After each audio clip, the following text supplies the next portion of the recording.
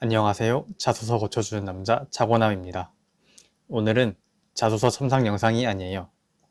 이번 영상에서 말씀드리고 싶은 내용은 자소서를 쓸 때 질문에 상관없이 항상 염두에 두어야 할 3가지입니다.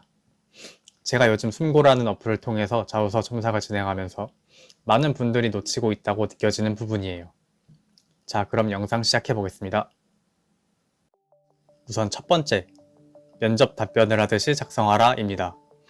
면접 경험이 없으시다면 최소한 선생님께 대답하듯이 작성을 해야 합니다. 무슨 말이냐면 일단 묻는 말에 대답하라는 뜻이에요. 자소서 첨삭을 하다 보면 질문의 핵심 답변보다 자기가 짜놓은 답변을 그대로 서술하는 사람이 많아요. 답변의 빌드업을 미리 해놓은 거죠. 근데 자소서를 읽는 사람들은 그렇게 시간이 많지가 않아요. 원하는 대답이 처음엔 안 나오면 제대로 보질 않거나 최소한 마이너스를 주고 시작합니다. 그래서 아무리 훌륭한 답변을 빌드업 해놓았더라도 여러분, 우선 묻는 말에 대답해라 입니다. 면접 상황을 한번 상상해보죠. 면접관이 묻습니다. 왜 이 회사에 지원하셨나요? 이에 대해 답변합니다. 돈을 많이 주어서요. 제 꿈과 가까워서요. 아니면 저희 집이랑 가까워서요. 위 3가지 답변 중 틀린 답변은 무엇일까요? 깊게 보면 모르겠지만 우선 다 맞는 말이에요. 왜냐하면 회사에 지원한 이유니까요. 하지만 이렇게 답변하면 어떨까요? 사실 저는 어려서부터 요식업을 하시는 부모님 밑에서 자라며 항상 음식과 가까웠습니다.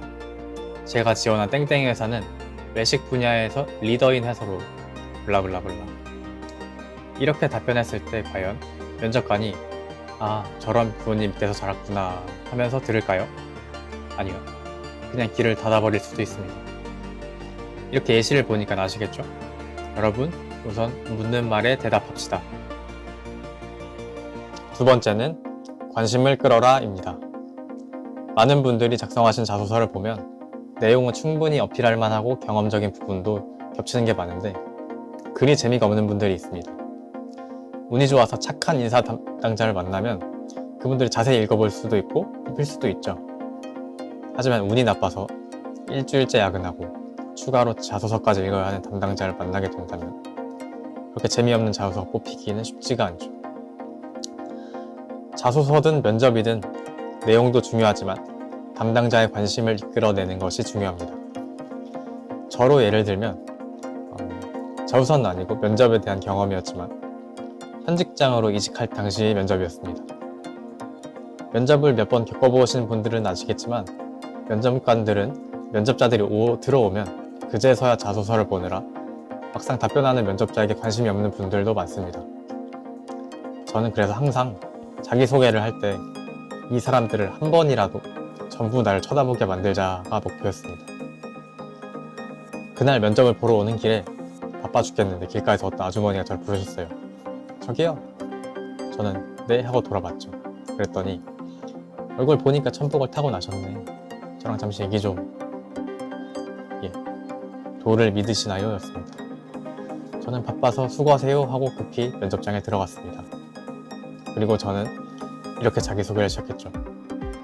안녕하세요. 천복을 타고난 지원자 자고남입니다. 면접관 4분이 이 서류를 보다가 동시에 절 쳐다봤죠.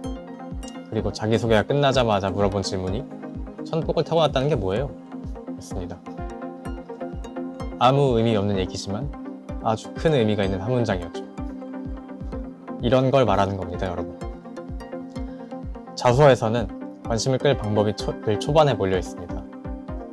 소제목을 심플하면서 창의적으로 만들어서 현직자가 읽었을 때 센스 좀 있네?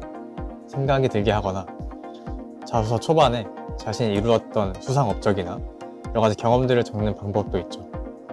다양한 방법이 있으니까 이러한 방법을 꾸준히 고민하시고 자소서를 작성을 하셔야 합니다. 마지막 3번째는 여러분의 생각보다 더 특정 회사에 맞춤형 자소서여야 합니다. 담당자들이 자소서를 볼 때 지원자의 역량만큼 중요시 보는 게 이 지원자가 정말 우리 회사에 오고 싶어 지원했는지입니다. 그리고 이런 건 자소서에 다 드러나게 돼 있습니다. 하루 서칭해서 만든 자소서와 일주일, 한 달 준비한 자소서 같을 리가 없죠. 여러분이 인사 담당자라고 생각하고 2명의 지원자가 대한민국이라는 회사에 지원했다고 생각을 해보죠. 한 명은 6.25 전쟁 이후 그 어느 나라보다 빠른 경제 성장을 이룬 대한민국에서 일하고 싶습니다 라고 작성했고, 한 명은 1970년대부터 다양한 공산품, 철강, 조선, 자동차에 이어 현재는 반도체와 다양한 미디어 컨텐츠로 글로벌 리더인 대한민국에서 일하고 싶습니다 라고 작성했습니다. 누구를 뽑으시겠습니까? 지원자의 진정성이 다름이 느껴지시겠죠? 여러분의 자소서에도 이러한 디테일이 들어가야 한다는 것입니다. 단순히 지원 동기 문항뿐만 아니라 자신의 강점을 어필할 때도 여러분의 강점이 회사의 어떠한 부분과 매칭이 되는지를 디테일하게 적어주시면 담당자 입장에서도 여러분을 뽑아야 할 이유가 더욱 확실해지게 됩니다. 오늘은 자소서 질문에 관계없이 참고하시면 좋을 만한 내용 3가지를 소개해 드렸습니다. 도움이 되셨다면 구독과 좋아요 부탁드리고, 자소서 첨삭 문의는 영상 설명란에 적어두었습니다. 감사합니다.